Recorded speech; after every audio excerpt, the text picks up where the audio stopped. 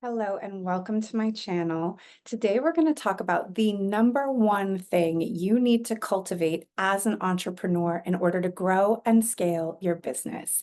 If you're new around here, welcome. My name is Cera. I'm a certified life and business coach, and I am based in Los Angeles, California. I help heart-centered service providers, spiritual practitioners, and creatives and artists build the lives and businesses of their dreams.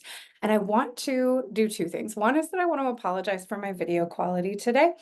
I could not find the adapter that makes my webcam work. And so we are just recording without it straight into Zoom on the built-in camera on my computer.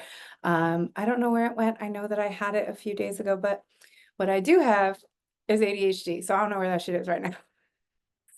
The next thing that I want to say before I get into this topic is that when I say I am a life and business coach, I really mean I am both of the two together. There are some business coaches who really work with you solely on strategy, funnels, implementation, back end systems, marketing, that kind of stuff. There are other business coaches that might only work with you on mindset and energetics and spirituality and nervous system capacity and how to manage your business within the context of how you manage yourself as a human being. I do both together, and I really think they need to happen together. I talk about this as working inner game and outer game. You may hear me say, if you hang out around here, that any strategy that I give you or any strategy you come up with to do in your business, any strategy is only as good as the nervous system of the body that has to implement the strategy, which means you as the human being are the center of your business. And that is going to make a lot of sense as we get into the thing that I think is the number one thing you as an entrepreneur need to cultivate in order to grow and scale your business. Because you might be like, oh, it's a niche. It's my ideal client avatar. It's funnels. It's back end. And yes, all of those things are hugely important. But the number one thing, the number one most important thing is emotional responsibility.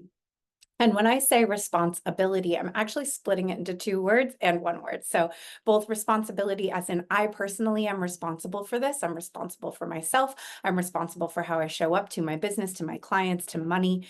But the other is your response ability, your ability to respond.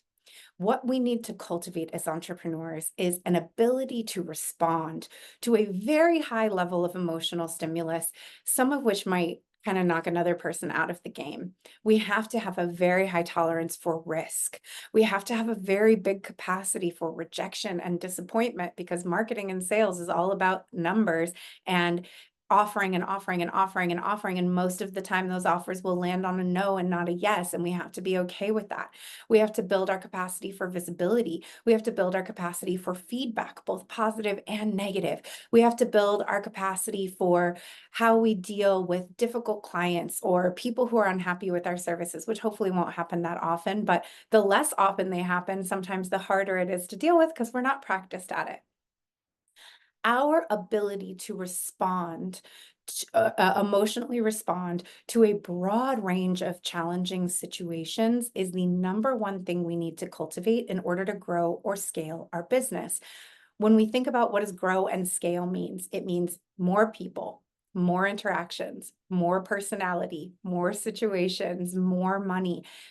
More money, more problems, new problems, elevated problems, expanded problems. So when we're at the starting out phase, we may feel like it's a problem that we don't have a lot of clients or that we don't have a lot of things on our schedule.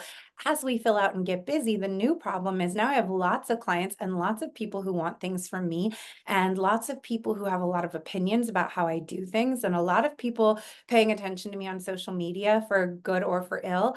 And now I have a really busy schedule and now I have to manage that, right? So there's an increased number of problems or just different problems that come up as we grow and as we scale. But by the increased part is the increased number of people. If you are stressed out dealing with 10 clients, how are you going to deal with 100? If you are overwhelmed by 100, how are you going to expand to 1,000? Scaling our business means scaling our ability to respond to a larger influx of other people's energies, personalities, demands, needs, frustrations, opinions. And that can be very challenging. So when I work with people, a lot of the time, what we end up working on, they think that we're going to be working on this really straightforward strategic business stuff, that we're going to be working on planning a launch event, that we're going to be working on their messaging. And we do work on that stuff as well.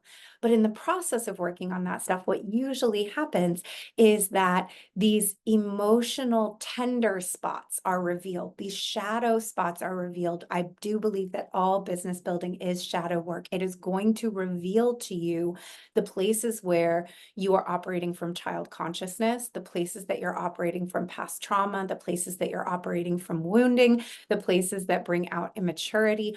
All of those things are going to be stirred up and brought to the surface in the process of working on your business, especially working with a coach, because you're going to be exposed and vulnerable. And that's a good thing. That's what I go to my coaches for, to catch the things that I'm not catching. So as we're doing this work, we're also seeing we've got to take a detour, because we're not going to be able to execute this strategy if there's a part of you that feels like the more people that see me, the more exposed I am. And then when I feel exposed, I get defensive. And if I get critique on my business during this phase, I'm going to clap back to somebody online and represent my business poorly, right? Like, my responsibility to these types of situations is actually really limited or very low. I need to increase my ability to respond thoughtfully and gracefully to these kinds of situations. And that only gets revealed as you start setting yourself up to go into those types of situations. So I tell my clients all the time, you're not going to be able to grow your business and then deal with your emotional capacity and your nervous system capacity and your ability to respond to things on the other side of that success. It is not a nice to have. It is actually a business foundation, because if you feel like you're not going to be able to handle it, I'll give an example that has happened in my business. If you're in the midst of a huge launch and it's the day that everyone is supposed to be let into the online portal where they're supposed to get access to the material, and a tech thing goes wrong, and there's 75 people who are all panicking and sending you emails saying, I can't get in, and some of them are upset and people are freaking out. If that kind of thing is going to cause you to collapse and fall apart and wilt and cry and be really stressed out, you are going to protect yourself from even being able to have 75 people sign up for a program, because there's part of you that knows that you're not going to be able to handle the weight of 75 people's needs and expectations. So we have to address your emotional capacity and your ability to respond to challenging emotional situations, whatever that is for you. And those are things that we do together when I work with people in coaching. If they are not things that you are working on right now, I highly recommend you get with a coach, whether that is with me. I would love to work with you, with another coach who really is able to help you with both inner game and outer game.